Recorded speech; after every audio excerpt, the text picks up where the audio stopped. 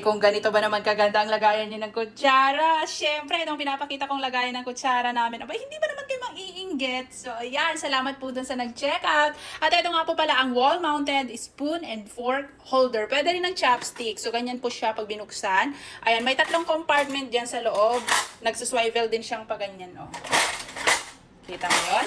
Oh, diba? So, kasya dito ang ganito kalaking sandok.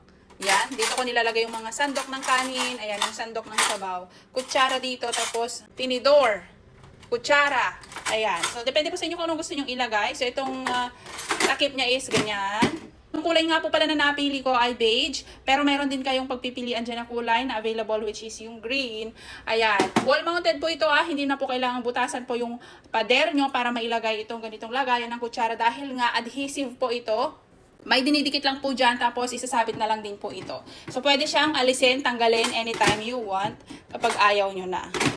Ayan, so kung gusto nyo po makabili ng ganitong kagandang lagayan ng kutsara at tinidor ninyo, ilalagay ko lang po dito sa yellow basket. Mag-check out na habang naka-discount. Bye!